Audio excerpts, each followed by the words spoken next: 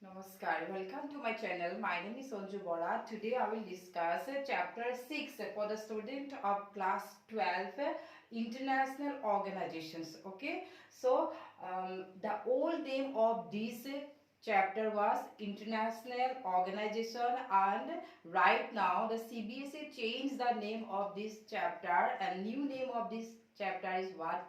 United Nation of Organizations. Okay, and in this chapter you will have to study about four extra topics CBSE added in here, that are what? UNESCO, UNICEF, ILO and WHO. So these are the some special agencies added by CBSE for the students of class 12. So some of the important principal organs of the UNO you will have to study in this chapter. Okay, আজি মই তোমালোকৰ ওচৰত আলোচনা কৰিম তোমালোকৰ class 12 6 চেপ্টাৰৰ আন্তঃৰাষ্ট্ৰীয় সংগঠন নামৰ যিটো মানে চেপ্টাৰ আছিলে সেই চেপ্টাৰটোৰ ওপৰত, আৰু তাত বিশেষকৈ তোমালোকে পঢ়িব লাগিব কিহৰ বিষয়ে? ইউনাইটেড নেশ্যন অফ অৰ্গেনাইজেশ্যন, আন্তঃৰাষ্ট্ৰীয় সংগঠনৰ বিষয়ে, আৰু সেই আন্তঃৰাষ্ট্ৰীয় সংগঠনটো হৈছে ইউনাইটেড নেশ্যন অফ অৰ্গেনাইজেশ্যন। ইয়াতে ফাৰ্ষ্টতে তোমালোকে জানিব লাগিব, first this is very important for you too, so many questions will come from this chapter, like when did United Nations of Organization establish, and which day we celebrate as a UNO day, and how many permanent members are there UN Security Council, and how many agencies are there, how many principal organs are there, who is the present Secretary General of UNO, and who was the first Secretary General of UNO, and why do we need the international organization, what are the main objective of UNO, and these are some important questions. Last I will discuss with you. Okay, মই এই মানে important কুৱেশ্যনবিলাক আজি এই ইউএনৰ AIIMS আৰু অবজেক্টিভৰ লগত তোমালোকৰ ওচৰত আলোচনা কৰিম, সেয়েহে তোমালোকে মন দি শুনিবা। ঠিক আছে, তেতিয়াহ'লে আৰম্ভ কৰোঁ। First, evolution of the UNO' and what were the situations, এনেকুৱা situationত UNO form হৈছিলে।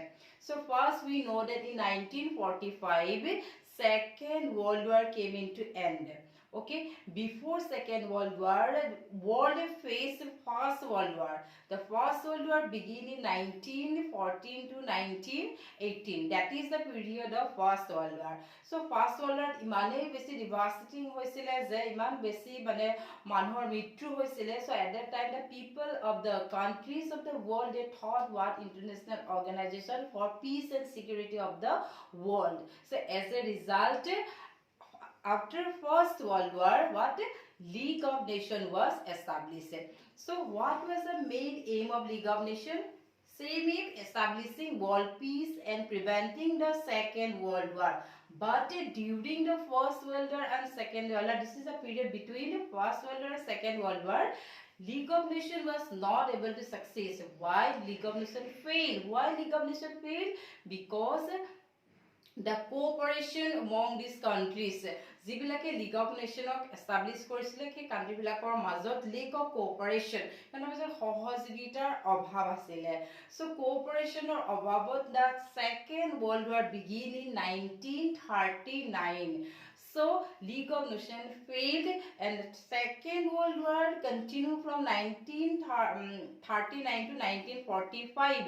1945 Second World War came into end, and after that the countries of the world, once again they felt about one of the necessity of the international organization. Second World War পাছত তেওঁলোকে এটা international অৰ্গেনাইজেশ্যনৰ এটা আন্তঃৰাষ্ট্ৰীয় সংগঠনৰ কথা অনুভৱ কৰিলে for world peace and security, for preventing the Third World War, and therefore save our future generations. So এনেকুৱা এটা উদ্দেশ্য লৈ in 1945 UNO was established. So it's called UNO was called as a successor of League of Nations. Remember this one. Which organizations? International organizations called the successor of League of Nations, then you will write what? United Nations of Organization. When did United Nations of Organization establish? It was established in 1945. 1945, 24th of October. 1945 or 24th October UNO established হৈছিলে আৰু ৰাষ্ট্ৰসংঘৰ জন্ম হৈছিলে আৰু 24th October we celebrate as a UNO day. And which day we celebrate UN Day? 24th October. Why? Because on this day what happened? 51 countries of the world, they were independent countries and they were the peace loving countries. They signed one agreement in San Francisco cities and in New York, and that organization came to be known as what? UNO. And 24 October তেওঁলোকে এখন কি হৈছিলে এগ্ৰিমেন্টত sign কৰিছিলে, এখন চাৰ্টাৰত sign কৰিছিলে সনদতে. They signed on charter of the UNO, and after that UNO came into being. আৰু এনেদৰে UNOৰ জন্ম হৈছিলে, ৰাষ্ট্ৰসংঘৰ জন্ম হৈছিলে. আৰু so 24th of October we celebrate as a what? UN Day. Which day we celebrate UN Day? 24 October. 24 October মনত ৰাখিবা, question টো বাৰে বাৰে এক্সামত আহি থাকে. This is very important question. When did UNO establish? When UNO, United Nations of Organization, established in 1945, 24 of October. So 24th of October we celebrate what? UN Day. Clear this one? And how many countries signed the UN Charter? Remember this one, this is very important. যে প্ৰথমতে কিমানখন দেশে UN Charterত সহি কৰিছিলে? কিমানখন দেশে? 51 countries of the world signed the UN Charter. Okay, right now this is also another important question. How many countries have right now in UNO? Then you will write 193 at present independent countries. They are the members of UNO. Okay, so this is what evolution of UNO. One of the important question bare bare ahi theke hetu hoise, who is the present secretary general of UNO? যে ৰাষ্ট্ৰসংঘৰ বৰ্তমান secretary general বা সচিব প্ৰধানজন কোন? Who is the present secretary general of UNO? Then you write Antonio Guterres. কোন? Antonio Guterres. He is the present secretary general. bare bare question to ahe, beleg exam to ahibo pare. And another important question, who was the first secretary general of UNO? UNOৰ প্ৰথম সচিবজন কোন আছিল? Again you will write Trig V. Lee. কি লিখিবা? Trig V. Lee. Trig V. Lee. To uচ্চাৰণ pronounce কৰিবলৈ থোৰা অলপ difficult হ'ব পাৰে. So Trig plus V plus Lee এনেকে কৰি তোমালোকে উচ্চাৰণটো কৰিবা. First ফুটি থাকে আৰু present টো ফুটি থাকে. Was the first secretary general of UNO? Trig V. Lee. And who is the present secretary general of UNO? Antonio Guterres. So this is the main important thing from the evolution of UNO. Try to remember this one. Next ahibo, what is the main objective of UNO? যে UNO প্রধান উদ্দেশ্য Burki? What is the main aim of UNO? যে UNO প্রথম লক্ষ্য আৰু উদ্দেশ্য কি আছিল? Then why UNO established? What purpose? What is the different type of question হ'ব পাৰে যে what is the aim? তোমালোকে এখিনি লিখিবা. What is objective? Same question answers হ'ব. So first objective, we know that international organizations basically established only for peace and security. So first aim of this organization UNO is what? To establish international peace and security, because this is an international organization. It is not a super state. Okay, yak super state boli ekarne koa hua nai. Super state mane eta এখন country authority মানে পুৰা dominating কৰা এটো এটা organisation নহয়.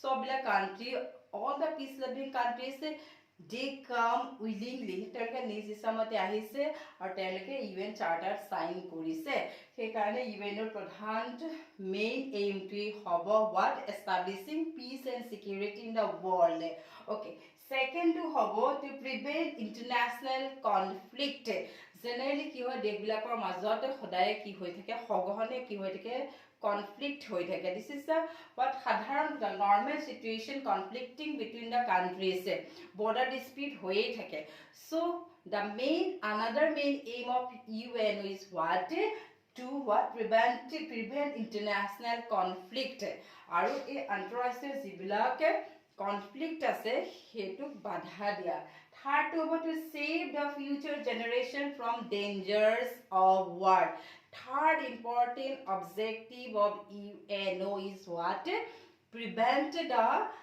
third world war save the future generation ভৱিষ্যত প্ৰজন্ম সুৰক্ষা দিয়াটো যুদ্ধৰ বিভীষিকাৰ পৰা ৰক্ষা কৰাটোই হৈছে ইউএনৰ প্ৰধান কাম বা প্ৰধান লক্ষ্য কি হৈছে to save the future generation from war yeah to prevent the third world war okay next I go to facilitate cooperation among the states the another main aim of UNO is what cooperation keneki debilakor majot cooperation to increase koribo pare how to increase the cooperation among these countries peace loving countries UNO try to solve this one and last one is what to ensure the development of the entire world of the social and economic front social and economic development is the another important objective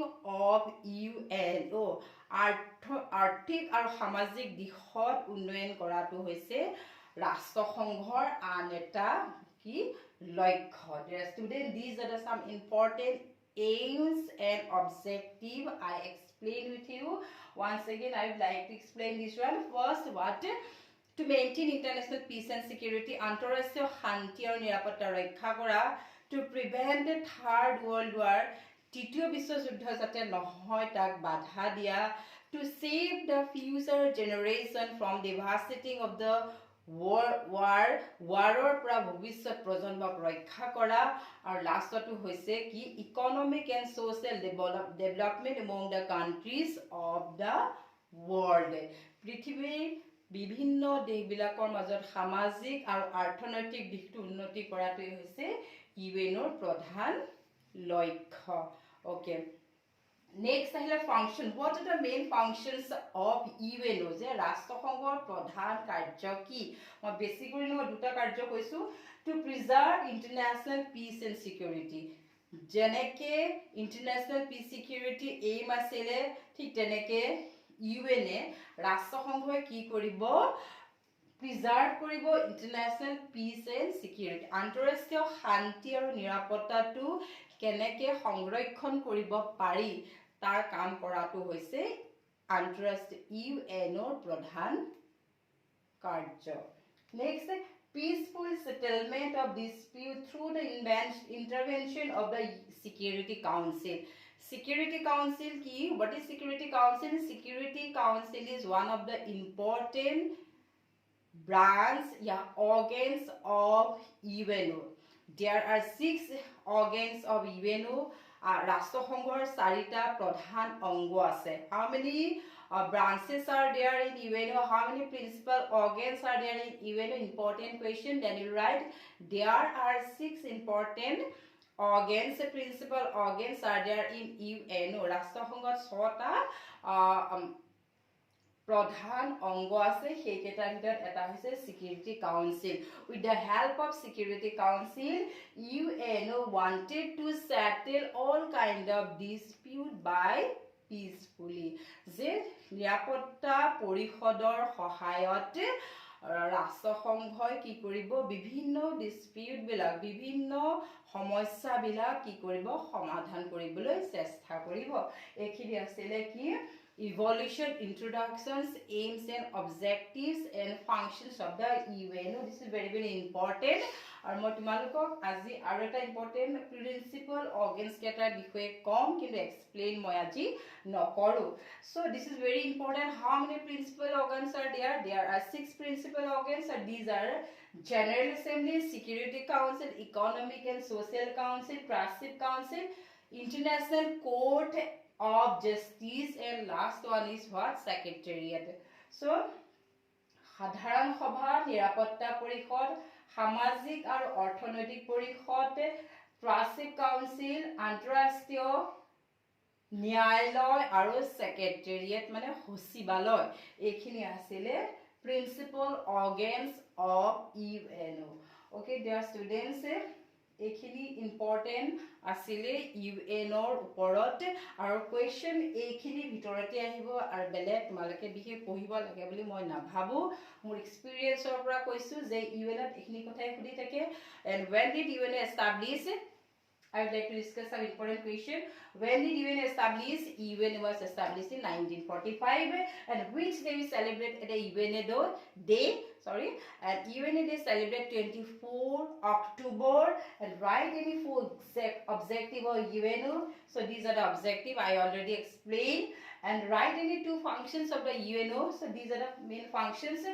যে ৰাষ্ট্ৰসংঘৰ 4টা উদ্দেশ্য লিখা ৰাষ্ট্ৰসংঘৰ 2টা কাৰ্য লিখা how many principal organs are there in UNO I already told you there are 6 principal organs of the UNO হেকেটা কি আছিল General Assembly Security Council Economic and Social Council Passive Council and International Court of Justice and Secretariat these are the 6 principal organs তাৰপিছত আহিলে who is the present secretary general of UNO কোন আছিল Antonio Guterres and who was the first president as secretary general of UNO Trig B Lee so these are some important questions and who was I discuss with you আৰু exam time তোমালোকে এটো চাই যদি ভিডিওটো চাই যোৱা তেতিয়া হলে তোমালোকে যিকোনো প্ৰশ্ন ইউএনঅ'ৰ ওপৰত আহিলে I hope তোমালোকে নিশ্চয় কৰিব পাৰিবা so আজি ভিডিওটো ইমানেই আছিল thank you